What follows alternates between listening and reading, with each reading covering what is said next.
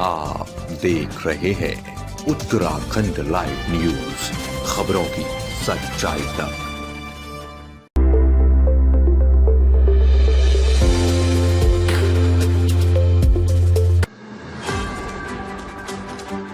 अंतर्राज्यीय cyber fraud गिरोह का दून पुलिस ने किया भंडाफोड़। सामने आया गिरोह का अंतर्राष्ट्रीय कनेक्शन। एसएसपी देहरादून को मिली गोपनीय सूचना पर दून पुलिस की बड़ी कार्रवाई। अवैध रूप से कॉल सेंटर संचालित कर लोगों से धोखाधड़ी करने वाले 8 अभियुक्तों को पुलिस ने किया गिरफ्तार। गिरोह के सभी अभियुक्त महाराष्ट्र, पश्चिम बंगाल, गुजरात व बिहार के हैं रहने वाले।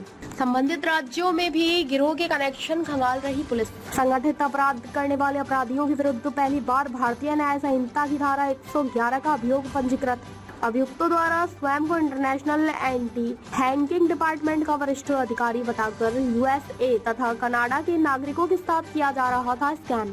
लोगों को उनका सिस्टम हैक होने की जानकारी देकर उसे ठीक करने के एवज में पॉप अप मैसेज भेजकर लिया जाता था उनके सिस्टमों का एक्सेस। यूएसए में बैठी दूसरी टीम द्वारा किया जा रहा था पॉप अप मैसेज रन।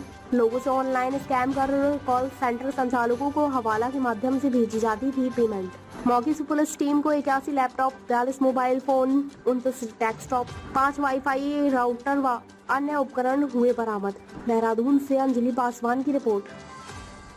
सूचना के आधार पर पुलिस टीम द्वारा जो आईटी पार्क क्षेत्र में ग्लोबल टेक एनर्जी सोल्यूशन करके कंपनी थी, वहां पर कल रात्रि उसमें रेड की गई थी और ये सूचना थी कि वहां पर एक फर्जी कॉल सेंटर बड़े पैमाने पर ऑपरेट हो रहा है। और जब वहां पर पुलिस द्वारा टीम सर्च किया गया तो वहां 58 लोग वहां पर वर्क पाए गए जो लैपटॉप और डेस्कटॉप पे काम कर रहे थे। जब सभी के डेस्कटॉप और लैपटॉप को चेक किया गया तो पाया गया कि उनके द्वारा एक एंटी सिस्टम हैकिंग करके एक सॉफ्टवेयर के माध्यम से एक पॉपअप भेजा जा रहा था जो इनके अमेरिका में यूएस में बैठे कुछ और लोग कनेक्शन में थे, उनको ये फॉरवर्ड हो रहा था। उसके द्वारा वहां पर जो अमेरिकन और कैनेडियन सिटीजन है उनके जो लैपटॉप और डेस्कटॉप पर वायरस आ गया या उनका सिस्टम हैक हो गया, उसको ठीक करने के लिए उसको पॉपअप भेजा जा रहा था। और जो भी ट्रांजेक्शंस के पेमेंट हो रहे थे वो डॉलर्स में वहां अंकित करके अलग से मेंटेन हो रहा था।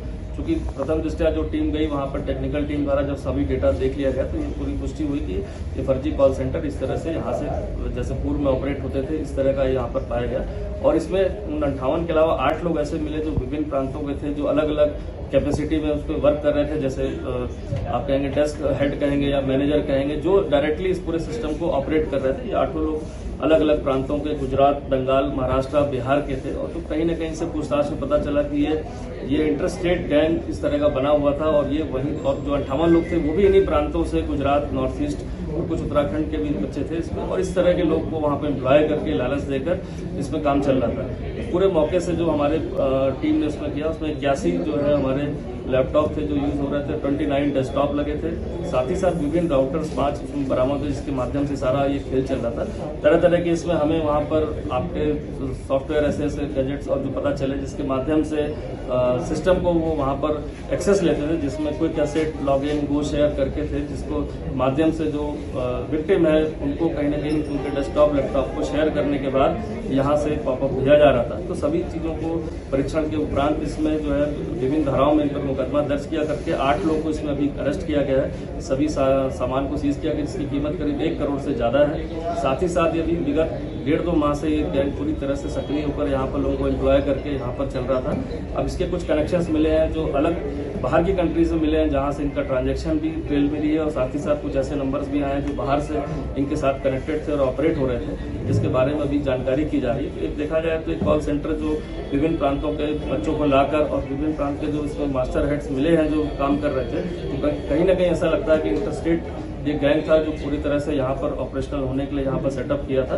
और इसमें समय रहते इसकी सूचना पर इसको पर्दाफाश किया गया। क्योंकि इस तरह के कॉल सेंटर में सबसे बड़ी बात ये रहती है कि विदेशी नागरिकों को ठगने के साथ ही साथ ऐसे कॉल सेंटर्स कहीं ना कहीं साइबर फ्रॉड में भी इन्वॉल्व होकर इंडिया में भी ऐसे अपराधों को कारित करते हैं, जैसे पूर्व में ऐसी बात प्रकाश में आई है। उस एंगल को भी हमारी टेक्निकल टीम चेक करेगी कि क्या साइबर कहीं ऐसा तो नहीं कि इंडियंस को भी साइबर फ्रॉड के तहत यहाँ से ऑपरेट किया जा रहा हो। ये सभी चीज इन्वेस्टिगेशन के अंदर है। इसमें प्रथम बार जो है BNS के तहत धारा 111 के तहत भी इन पर ऑर्गेनाइज क्राइम के तहत इसमें मुकदमा दर्ज किया गया है। और बाकी अभियुक्तों को न्यायिक हिरासत के लिए वहाँ पर कोर्ट में पेश किया जा रहा है।